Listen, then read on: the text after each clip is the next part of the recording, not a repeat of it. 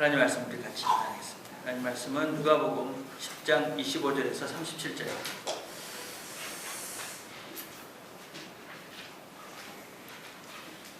읽겠습니다. 어떤 율법사가 일어나 예수를 시험하여 가로되 선생님, 내가 무엇을 하여야 영생을 얻으리이까? 예수께서 이르시되 율법에 무엇이라 기록되었으며 내가 어떻게 읽느냐? 대답하여 가로되 내 마음을 다하며 목숨을 다하며 힘을 다하며 뜻을 다하여 주 너의 하나님을 사랑하고 또한 내 이웃을 네 몸과 같이 사랑하라 하였나이다. 예수께서 이르시되 내 대답이 옳도다. 이를 행하라. 그러면 살리라 하시니 이 사람이 자기를 옳게 보이려고 예수께 여짜오되 그러면 내 이웃이 누구오니까? 예수께서 대답하여 가라사대 어떤 사람이 예루살렘에서 여리고로 내려가다가 강도를 만나매 강도들이 그 옷을 벗기고 때려 거반 죽은 것을 버리고 갔더라. 마침 한 제사장이 그 길로 내려가다가 그를 보고 피하여 지나가고 또 이와 같이 한 레위인도 그곳에 이르러 그를 보고 피하여 지나가되 어떤 사마리아인은 여행하는 중 거기 이르러 그를 보고 불쌍히 여겨 가까이 가서 기름과 포도주를 그 상처에 붓고 싸매고 자기 짐승에 태워 주막으로 데리고 가서 돌보아주고 이튿날에 데나리온 둘을 내어 주막 주인에게 주며 가로되 이 사람을 돌봐주라. 부비가 더 들면 내가 돌아올 때에 갚으리라 하였으니 내 의견에는 이 세 사람 중에 누가 강도 만난 자의 이웃이 되겠느냐? 가로되 자비를 베푼 자니이다. 예수께서 이르시되 가서 너도 이와 같이 하라 하시니라. 아멘. 여러분 본문은 아주 잘 아는 말씀이죠. 여러분들이 아주 어릴 때부터 많이 들었던 그런 말씀들이 아닌가 생각을 해요. 이 삶에 살수록 어떤 생각을 참 많이 하냐면 이 관계라는 것이 참 중요하다. 관계. 일단 누군가 누구를 만나고 또 그 사람과 어떤 관계를 맺어가느냐 하는 것이 인생에 있어서 참 어떤 것보다 중요하다. 그런 것들을 참 근자에 많이 깨닫고 있습니다. 여러분들이 여기 이제 사람들을 만나고 관계를 맺어가잖아요. 근데 어떤 사람들 이런 생각을 하는 것 같아요.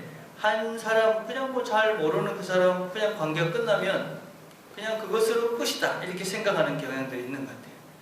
근데 사실은 한 사람을 잃는 것은 한 사람을 잃는 게 아니더라고요.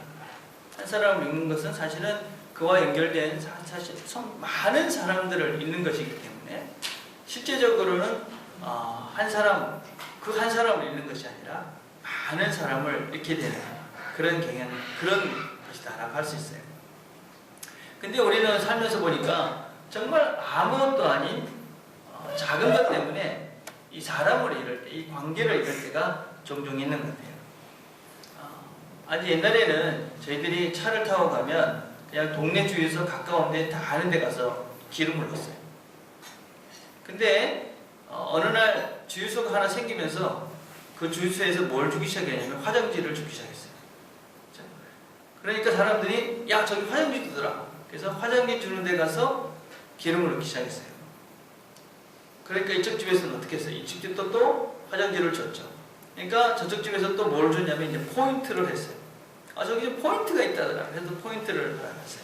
이쪽 집도 포인트를 했어요. 이제는 물도 주고 포인트도 주고 화장지도 주고 하여튼 이렇게 됐어요. 결국 그런 것들 때문에 그 주유소 아저씨하고 참 잘 지냈는데 이제는 다른 집에 가서 그 주유소를 아저씨와의 관계를 상실했죠. 근데 사실은 그렇게 돼서 잃는 게 그 사람과의 관계뿐만 아니라 실질적으로 재정적인 손해도 돼요. 우리가 서로 그렇게 하다 보니까 나중에 보니까는 그게 원가액이 더 플러스가 되는 거죠. 그래서 우리 더 비싼 기름을 사게 되는 그런 아주 이상한 일들이 지금 있고 우리가 쉽게 정말 아무것도 아닌 것 때문에 관계를 잃어버리고 그래서 손해보는 경우가 종종 있는 것 같아요. 관계를 무엇으로 만드느냐? 관계를 어떻게 만드냐? 제가 살면서 참 이렇게 신비로운 관계 중에 하나가 무엇이냐면 부부예요. 부부. 이 부부라는 관계는 참 신비로워요. 여러분 여기 이렇게 살면서 이 부부가 지금 한 두 팀 있잖아요, 그죠? 근데 이 부부는 가만히 생각해보면 한 20, 30년 동안 전혀 모르던 사람들이었어요. 근데 어느 날 갑자기 만나가지고 야, 내가 너 좋아, 너도 나 좋지? 그럼 우리 사랑하자, 뭐 사랑한다, 어쩌고저쩌고 이러다가 같이 살아요. 그러면 네 거 내 거가 없는 거야. 다 서로 막 다 주고받고 이러면서 그냥 평생 살아요. 아마 내 생각에는 우리는 내가 한 70, 90까지 산다고 그러면 한 30년 앞으로도 더 살아야 되니까 그걸 한 50년 넘게 사는 거예요. 아마 내 생각에는 우리 진유리네 같은 경우는 10살 때부터 만났으니까 90세까지 살면은 80년은 아마 둘이서 계속 그렇게 사는 건데. 여러분 대부분 지금 이제 결혼할 사람들은 앞으로 최소한 한 5, 60년은 이제 산다 이렇게 생각하고 이제 사람을 만나고 이제 결혼을 해야 되는 거예요. 이게 굉장한 거예요. 이거 참 지겨울 것 같은데 그 사람이 그냥 생판 모르던 사람이 만나가지고 그렇게 니꺼 내꺼 없이 그냥 평생 사는 거예요. 아주 굉장해요. 왜 그렇게 할 수 있습니까? 왜? 어떻게 그렇게 할 수 있을까? 생명부지에 전혀 모르는 이 사람들이 만나서 어떻게 그렇게 살 수 있을까? 그렇게 살 수 있는 근거가 뭐냐면 사랑이죠, 사랑. 사랑. 그냥 별거 없어요. 아무것도 없고 그냥 이 사람과 내가 사랑한다. 저 사람이 나를 사랑한다. 내가 저 사람을 사랑한다. 그러면 그 다음부터는 이게 뭐 아무것도 없는 거예요. 니꺼 내 것도 없이 그냥 평생을 1, 2년도 아니고 10년, 20년도 아니고 죽을 때까지 니꺼 내 것도 없이 그렇게 사는 거예요. 영원한 관계가 맺어져요. 일단 뭐냐면 사랑하기 때문에. 사랑 하나 때문에 그렇게 되는 것이죠. 그럼 사랑을 어떻게 만들어가는 건가? 사랑을 어떻게 만들어가? 오늘 이제 그 얘기를 해보자는 거예요. 어떻게 우리가 관계를 만들어가는 데 있어서 가장 위대한 힘은 사랑인데 그럼 그 사랑은 어떻게 만드는 것인가 하는 얘기를 같이 해보자는 거예요. 오늘 이건 말씀을 우리 잘 아는 말씀이죠. 선한 사마리아인 이야기. 모르는 사람 아마 아무도 없을 거라고 생각해요. 이게 얼마나 유명하냐면 뭐 선한 사마리아인이라는 단체도 있고 그런 운동도 있어요. 법도 있다고 그래요. 선한 사마리아인 법이 있어요. 그래가지고 뭐 프랑스, 독일, 스웨덴 이런 나라들은 선한 사마리아 법이 있는데 그게 어떤 법이냐면 누가 이렇게 다쳐서 죽어가고 있는데 그걸 모른 척하고 지나가면 그 사람은 이제 법으로 걸려요. 그래가지고 프랑스 같은 데는 5년 감옥에 갇힌대요. 5년. 내가 근데 만약에 생명의 위험을 느끼면 괜찮은데 분명히 저기 누가 죽어가고 있는데 모른 척 그냥 지나갔다. 나중에 그 사람이 그렇게 지나가는 발견이 되면 최소 5년에서 몇 년까지 뭐 벌금도 되게 많더라고요. 근데 이런 선한 사마리아인 법까지 있을 정도로 아주 잘 아는 이야기예요.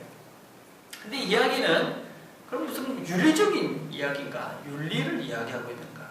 그럼 그런 건 아닌 거예요.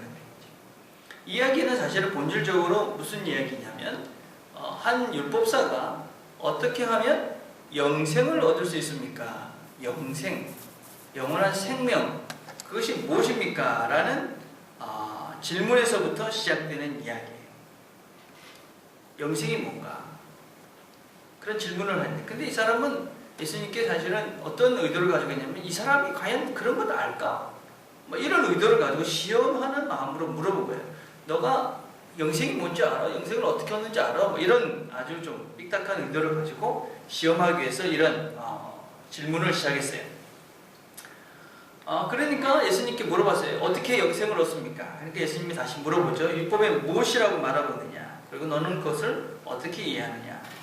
그러니까 율법사가 하나님을 사랑하고 이웃을 내 몸같이 사랑하라. 그렇게 했습니다. 그렇게 이야기합니다.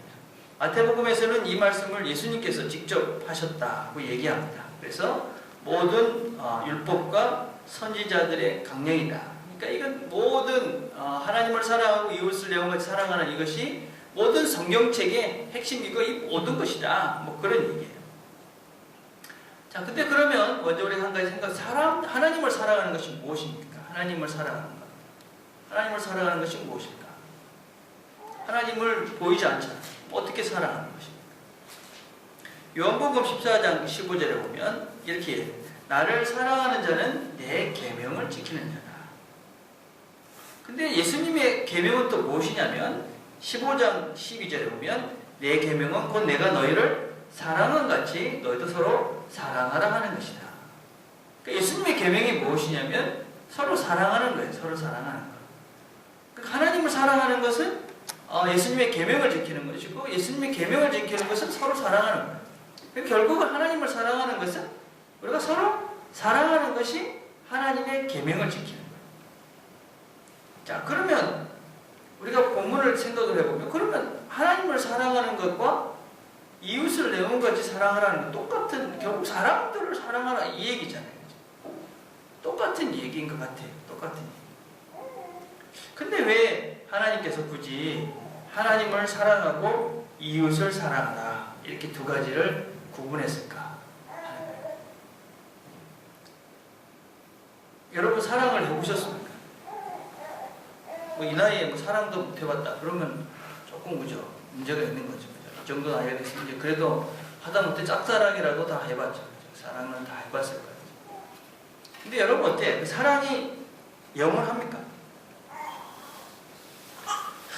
처음 가졌던 그 사랑이 계속 가느냐? 그리고 이렇게 내가 처음에 막 이런 마음들이 이렇게 꾸준히 가느냐 하는 거예요. 예, 여러분 그렇지 않죠. 그죠?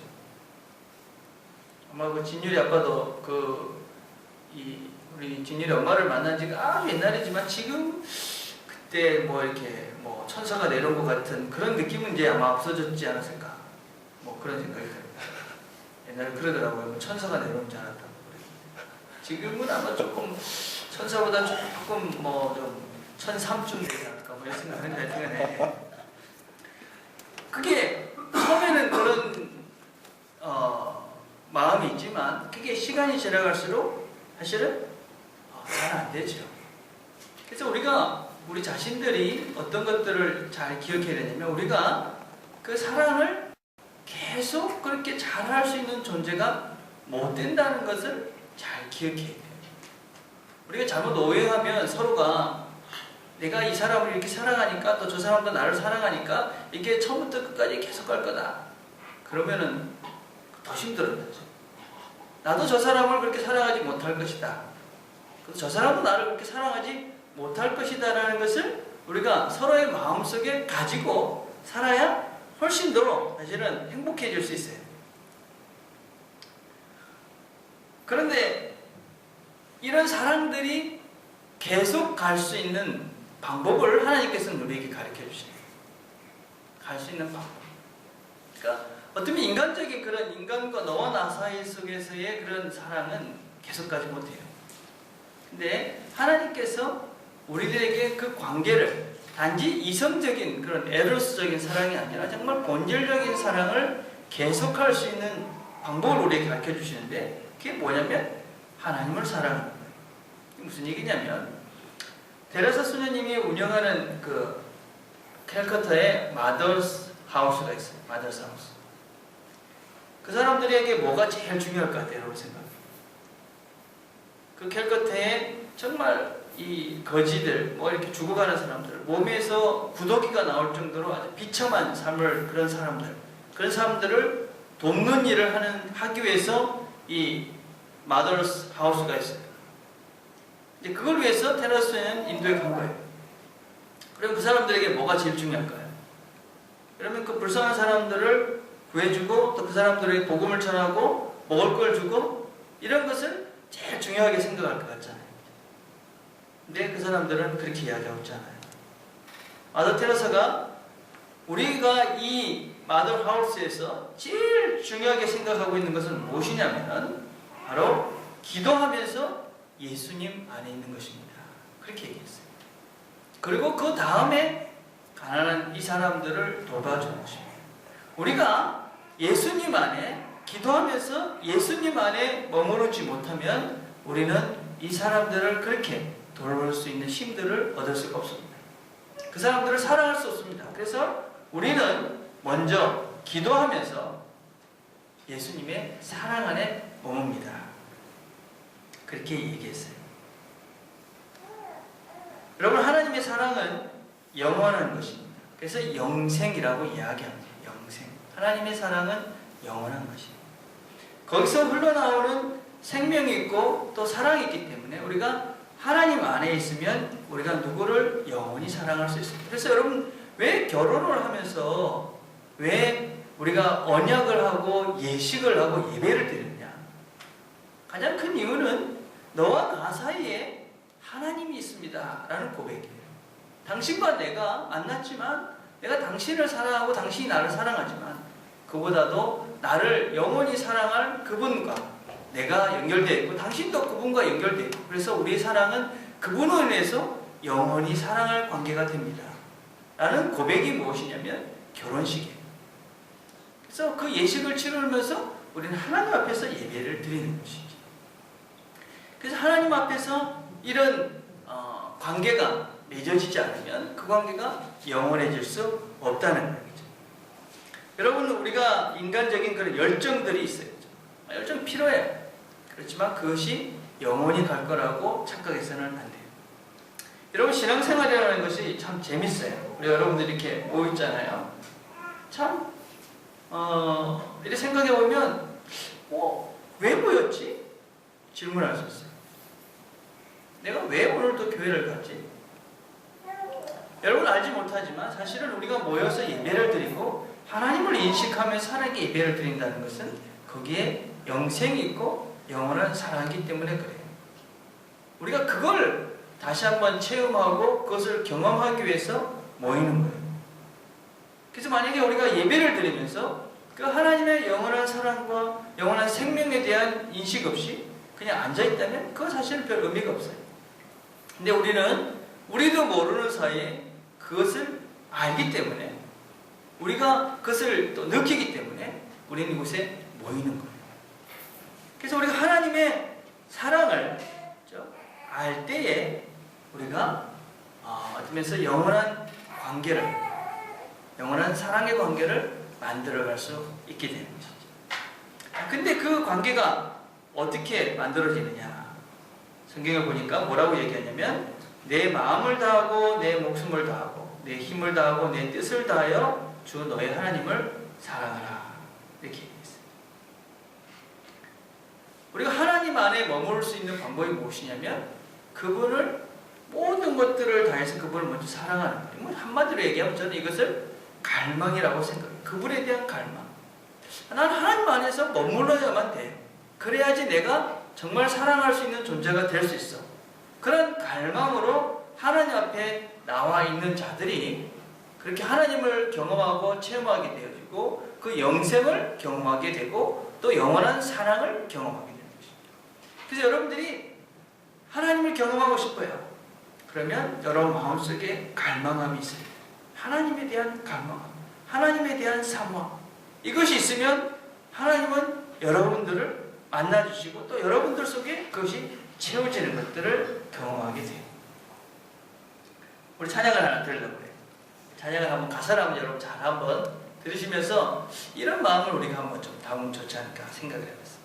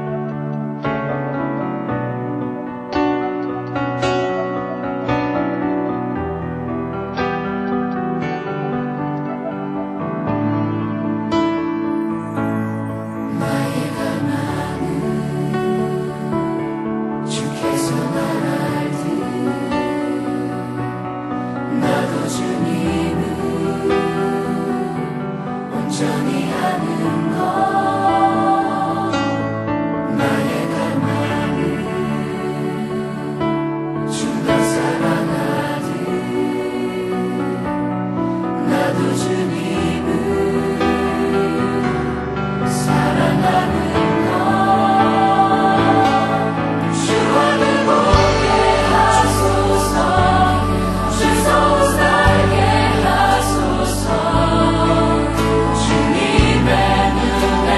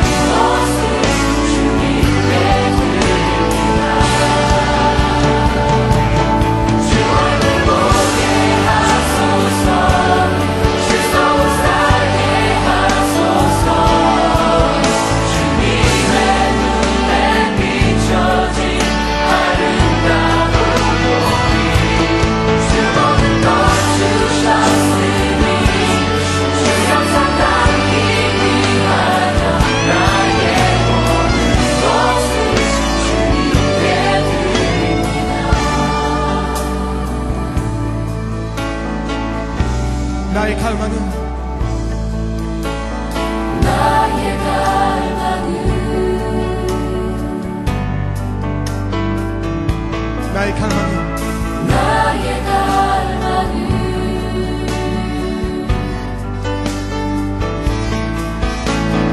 나의 갈망은 This is my desire, Lord, to know you as you know me.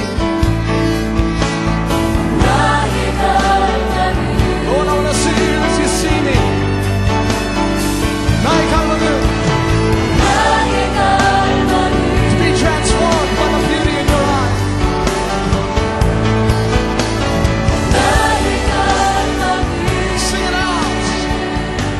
This is my desire. 우리가 하나님을 알고자 하는 그런 갈망함들이 있다면 하나님께서는 결코 우리를 무시하지 않으시는 것이죠. 정말 우리 마음속에 내가 하나님에 대한 갈망이 있는가? 하나님을 알고 싶은 그런 마음들이 있는가? 왜냐하면 하나님은 우리를 이렇게 우리와 더불어 이렇게 사랑하고 또 우리와 교제하기를 원하시는 것이 그분이기 때문에 우리가 그분에 대한 마음을 사모함들을 갖게 되면 우리 당연히 그분과 교제하고 그분을 알 수 있게 되는 것이죠. 자, 그렇게 주님께서 이야기하니까 이웃입니다. 그러니까 주님이 뭐라고 얘기하시니까 가서 그처럼 해라. 그렇게 얘기합니다. 그럼 그렇게 해라. 그러니까 다시 이 율법사가 주님께 물어봅니다. 내 이웃이 누굽니까? 그러니까 누구를 사랑하란 말입니까? 이렇게 물어보는 것입니다. 어떤 사람이 내 이웃이 될 수 있습니까? 그렇게 이야기하니까 예수님께서 이 선한 사마리아인의 예화를 드신 것입니다. 그러니까 이 사람은 어떤 면에서는 다 알고 있었던 거예요. 율법이 뭐라고 이야기하고 있는지, 또 내가 사랑이 무엇인지 그것도 알고 있었고, 그리고 어떻게 해야 되는지 사실은 알고 있었던 거예요.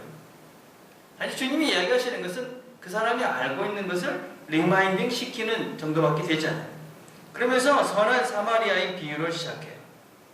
예루살렘에서 여리고로 내려가다가, 예루살렘은 우리가 상징적으로 다 예배를 드리는 공간이었어요. 그러다가 예배를 드리고 지금 여리고로 내려가다가 강도를 맞는 거예요. 그래서 거진 죽게 되었어요. 그렇죠? 그런데 그 죽게 된 그런 사람을 마침, 우리 성경에 마침이라고 되어 있는데 영어 성경에는 럭키리라고 했어요. 마침 아주 재수없게 운이 있게 거기 제사장이 지나가게 된 거예요. 그러니까 그 럭키, 마침 이 말이라는 뜻은 거기에 그 환자가 그 죽을 것 같은 그 사람이 거기에 있는데 이 사람을 발견하는 것이 그렇게 쉽지 않은 공간이다. 그러니까 숨겨져 있는 공간이다라는 의미를 담고 있는 거예요. 그런데 지나가다가 그 사람을 본 거예요. 제사장도 봤고 레위인도 봤어요. 여러분, 아무도 없는 곳에 우연히 발견한 사람이에요. 여러분 어떻게 할 것 같아요? 아마 두 가지 반응이 있을 것 같아요. 그죠? 아무도 보지 않으니까 그냥 가자.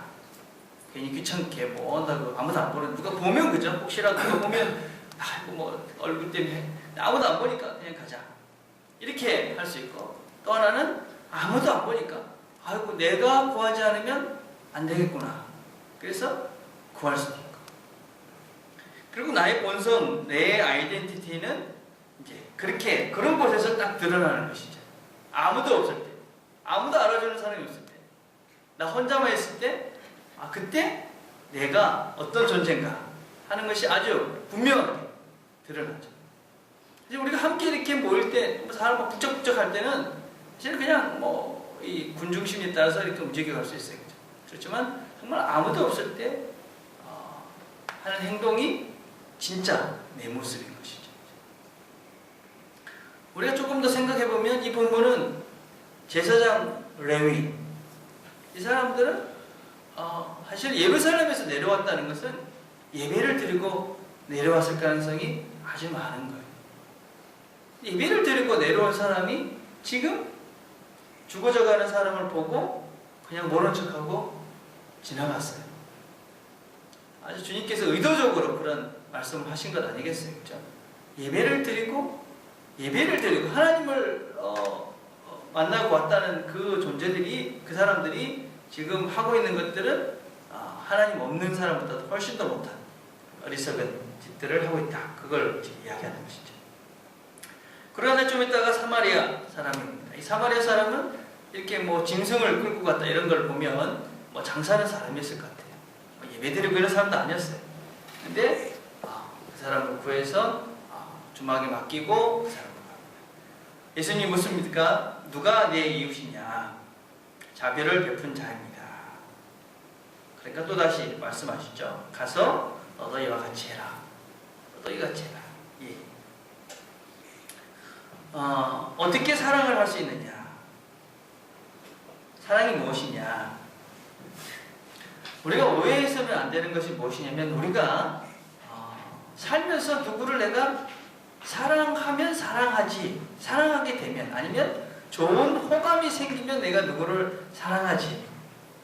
그건 아마 여러분들이 어릴 때 어떤 면에서는 이렇게 아직까지 이렇게 그 에로스적인 그런 감성이 풍성할 때는 그게 가능할지 몰라요. 근데 사실 어느 정도 이렇게 나이가 들게 되면 그런 어떤 순간적으로 드는 그런 호감, 그것 때문에 누구를 사랑할 수 있는 경우가 그렇게 많지 않아요. 그래서 만약에 내가 누구를 좋아하게 되면 그 사람과 사랑하지라고 우리가 사랑하는 것을 멈추고 있으면은, 사실은 우리는 여러분이 죽을 때까지 어떤 면에서는 사랑할 사람 몇 명 안 될지 몰라요. 어쩌면 여러분의 뭐 부인도 사실은 살다 보면 지겨울 때가 있으니까, 그죠? 그렇게 될 거고, 또 여러분 아이 뭐 그렇게 될 몇 명에 이렇게 머무를 가능성이 참 많아요. 그러면 이제 이 사람은 사랑할 수 없는 사랑 없는 삶을 사는 것이죠. 근데 먼저 사랑하는 행위를 하게 되면 사랑할 수 있는 사람이 돼요. 사랑을 하면 사랑하는 사람이 된다는 거예요. 이런 것입니다. 용서 한번 생각해봅시다. 용서라는 걸 생각합시다. 누가 나에게 잘못을 했습니다. 언제 용서를 합니까? 누가 나한테 와가지고 뭘 잘못했는데 내가 이런 거 잘못해서 용서해줘. 그러면 용서가 됩니까? 어때? 여러분 경험상 누가 나한테 와가지고 뭘 잘못하고 난 다음에 내가 이거 잘못했으니까 용서해줘. 그러면 그래, 네가 뉘우치는구나. 그래, 뭐 잘했어. 그래, 다음부터 그러지 마. 그리고 용서가 딱 됩니까? 그럼 사실 그건 잘 안 되는 거죠. 용서가 참 쉽지 않아요. 몇 년 전에 그 전도인이 나오는 밀양이라는 영화가 있었어요. 자신의 아들을 육교해가지고 이렇게 살해한 그 감옥, 그 살인자가 감옥에 있잖아요, 그죠? 그걸 이제 용서하겠다고 이제 갑니다.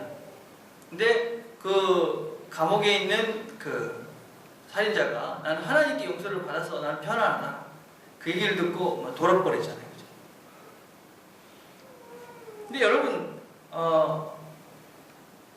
이 장면은 사실은 어떤 기독교가 이야기하는 용서에 대해 상당히 왜곡하고 있는 장면이에요.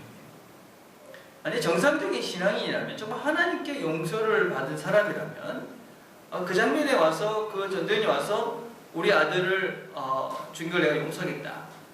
그러면 내가 하나님께 용서를 받았으니까 나 기쁘다. 이게 아니라 정말 죄송하다. 정말 잘못했다고. 정말 그 사람이 하나님께 자기의 용서를 구한 것 같이 이 여인에게도, 자기가 죽인 아이의 어머니에게도 그런 마음으로 용서를 빌었을 거예요. 그게 정상적인 성경이 이야기하는 용서에 대한 그림이에요. 하나님께 용서받았으니까 우리는 아무것도 아니야. 뭐 아무렇게 해도 돼. 그건 여러분 성경적인 그림이 아니에요. 우리는 하나님의 용서로부터 사실은 기쁨을 얻을 수가 있어요. 하나님 용서해 주세요. 그래서 하나님의 용서를 체험할 수 있어요. 그러나 그 대가가 무엇인 것을 알기 때문에 그 용서를 가볍게나 아니면 쉽게 취급하지는 않아요. 또 내가 잘못으로 인해서 겪게 될 그 사람들의 마음의 아픔이나 고통을 결코 가볍게 또 잊혀버리고 그렇게 살지는 못해요. 물론 우리가 누구에게 잘못해서 죄를 지었을 때 하나님께 용서를 구하고 또 용서에 대한 사죄를 받을 수 있어요. 그리고 그런 아픔과 고통은 우리가 더 이상 어떤 죄책감이나 이런 것에부터 벗어날 수는 있어요. 그러나 그렇게 정말 내가 회개를 하고 나면 하나님께서는 나에게 그런 진정한 다시 한번 그 사람과의 관계에 있어서도 회복을 할 수 있는 기회를 주시는 거예요. 그래서 사실 전도연이라는 그 영어 밀량도 좀 생각을 해보면 하나님이 그 살인자를 용서를 했고, 그죠? 그리고 그 살인자는 하나님의 용서를 받고 이제 그 자기가 아픔을 준 그 여인과 관계를 회복할 수 있는 기회가 온 거예요, 그죠? 그래서 어떤 면에서는 성경적 그림은 그 여인에게 정말 내가 잘못했다, 내가 정말 죽을 죄를 졌다, 그렇게 용서를 빌므로써 사실 그 관계가 회복이 될 수 있는 기회가 됐던 것이죠. 그래서 우리가 신앙생활을 하면서 누구를 용서한다 하는 것은, 용서를 내가 받는다 하는 것은 하나님께와 동시에 사람께 받는 것. 근데 모든 사람에게 다 받지 못하죠, 우리가.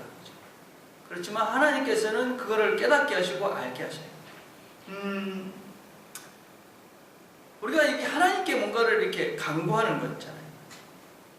하나님, 내가 누구를 용서하게 해주세요. 하나님, 누구를 용서해 주세요. 그런 기도는, 여러분, 그건 그냥 사람에게 하는 것이 아니고 하나님께 하는 거죠. 하나님께. 그래서 우리가 진심된 마음으로 그런 기도를 하게 되어지면 하나님께서 우리들에게 그런 마음도 주시고 정말 용서할 수 있도록 하나님이 해주셔요. 그걸 우리는 어떻게 되는지 모르지만 그런 것들을 우리가 하나님의 신비라고 이야기해요. 하나님의 신비. 우리는 잘 어떻게 그게 내가 하나님께 기도했는데 어떻게 그것이 용서가 되었지? 또 그 사람의 나를 용서할 수 없는 그 사람이 어떻게 나를 용서할 수 있지? 그게 하나님의 신비예요. 그래서 여러분들이 누구에게 하나님 누구를 용서해 주세요 라고 기도했다면 여러분 그거는 이제 그 사람은 용서를 받은 거예요. 그리고 여러분은 그 사람을 용서할 수 있는 사람이 되게 돼요. 왜냐하면 하나님께 있기 때문에. 그래서 하나님이 우리에게 이렇게 기도하라고 얘기하셨어요. 우리가 우리에게 죄 지은 자를 사해 준 것 같이 우리의 죄를 사하여 주십시오. 이건 두 가지 의미가 있는 거예요.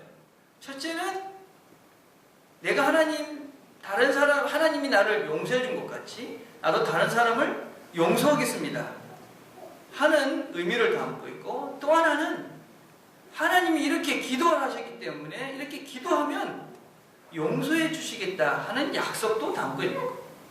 하나님, 그래서 내가 누구를 용서하듯이 내가 용서를 하면 하나님도 나를 용서해 주시겠다는 거예요. 그래서 여러분들이 기도할 때 하나님 누구를 용서해 주세요 하고 기도하면 우리는 어떻게 되는지 모르지만 하나님이 그 일을 하셔서 그 사람도 나를 용서할 수 있도록 되어지고 나도 그 사람을 용서할 수 있게 되어지고 하나님도 우리를 용서할 수 있게 되어지는 거예요. 이것이 사랑도 마찬가지. 사랑. 내가 누구를 사랑하겠습니다 하고 사랑의 행동들을 구체적으로 하게 되어지면 그 행동을 통해서 그 사람과 내가 이웃이 되는 거예요. 그래서 여러분, 사랑을 어떻게 해야 되나 갈등하지 마시길 바라요. 사랑을 내가 할 수 있는 사람에게 사랑하면 그 사람이 내 이웃이 되는 것이고, 내가 하나님의 뜻대로 하나님 원하시는 대로 하나님을 사랑하고 이웃을 사랑하는 이 성경의 모든 것들을 이루어가는 그런 사람이 되는 거라고요. 그래서 우리를 이웃으로, 또 우리가 누가의 관계를 맺어가는 그것이 무엇이냐, 바로 사랑하는 것이고, 사랑을 구체적으로 그것을 행동하는 것, 그것이 바로 사랑을 통해서 이웃을 만들어가는, 관계를 만들어가는 비결이라는 거예요. 이제 두 가지 이야기를 하고 설교를 정리하려고 해요. 코니 2012년 여러분 아시죠? 그래서 신문에 막 나오더라고요. 코니 2012 이래가지고 뭐 아이들이 나도 참석합니다 막 이렇게 했더라고요. 좀 잘 몰랐는데 누가 물어봐서 내가 찾아봤어요. 그러니까 우간다에 이 아주 잘못된 이 반군인 코니라는 사람이 아이들을 막 학대하고 막 그러니까 이 사람을 잡아가지고 법에 심판을 받도록 하자 하는 운동이에요. 동영상을 올려가지고 가장 빠른 속도로 가장 빨리 퍼지게 한 그런 운동이 됐다. 그리고 한참 시끄럽더라고요. 근데 이 운동에 대해서 이제 의문을 제기하는 사람들이 등장하기 시작했어요. 이게 정말 맞느냐? 그러면서 여러 가지 이야기가 있었어요. 그래서 어떤 면에서는 이 한 가지 사건을 너무 과장해서 포장해서 홍보해서 후원금을 너무 많이 모은다. 그런 비판이 있었습니다.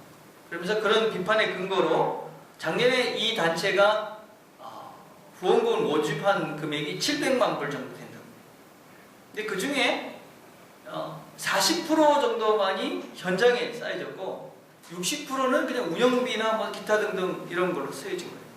그래서 이 단체가 신뢰할 만한 단체라고 이야기하기엔 참 곤란하다. 뭐 이런 식으로 이제 문제를 제기하고 있어요. 사실은 큰 단체들은 힘이 있기 때문에 할 수 있는 일도 많지만 조금 생각해 보면 문제도 참 많더라고요. 저희가 들어요. 또 다른 이야기는 제 경험 이야기. 제가 어릴 때 했던 경험 중에 하나가 그런 경험이 있었는데, 우리가 어릴 때는 그 마태복음 25장에 있는 이야기를 꼭 그 성탄절날 연극을 했어요. 25장에 어떤 이야기냐면 뭐 그런 얘기 알잖아요, 여러분.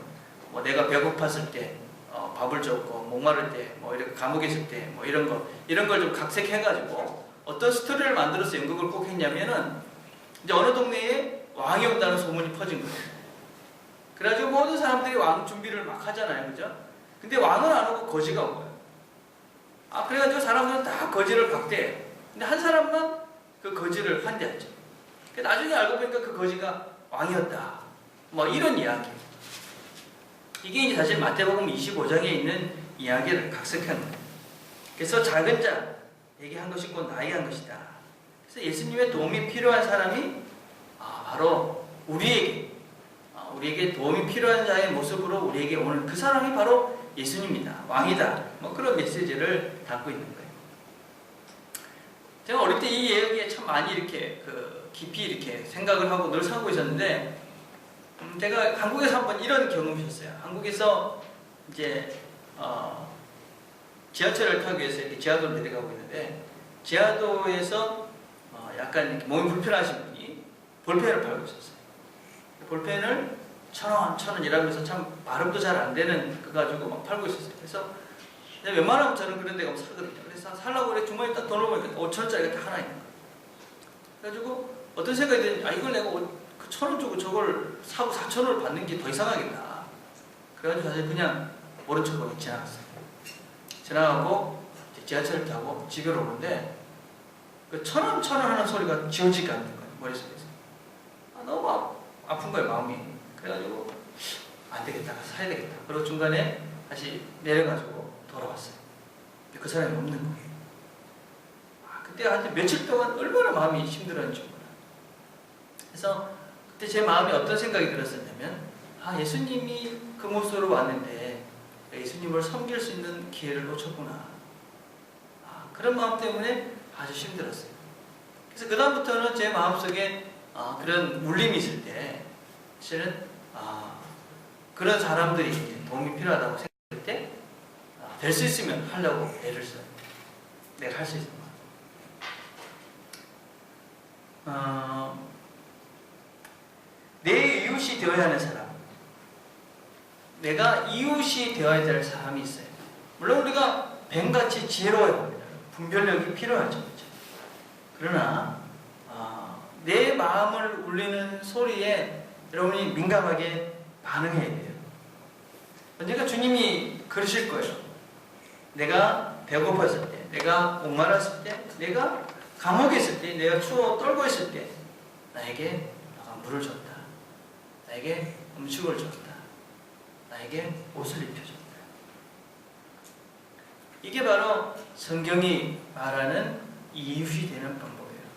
우리 주변에 힘들어하는 사람들, 우리 주변에 내 도움이 필요한 사람들, 그래서 하나님께서 내 마음을 울리는 그 사람들에게 내가 한 발짝 나아가서 구체적으로 사랑을 시작하면 거기에 관계가 시작이 되어지고 그 사람이 나의 이웃이 되어지고, 그래서 내가 하나님을 사랑하고 이웃을 사랑하는 진정한 크리스찬이, 하나님의 사람이 되는 것이죠. 우리 모임은, 우리 트리니티 처치의 모임은 그런 사람들의 모임이 되기를 바라요. 우리 주변에 또 우리 안에 이런 도움이 필요한, 아픔이 있고 힘든 사람들에게 기꺼이 사랑을 먼저 실천해서 그런 아름다운 관계를 만들어가는 그런 공동체가 우리 모임이 되기를 간절히 바라겠습니다. 기도하겠습니다.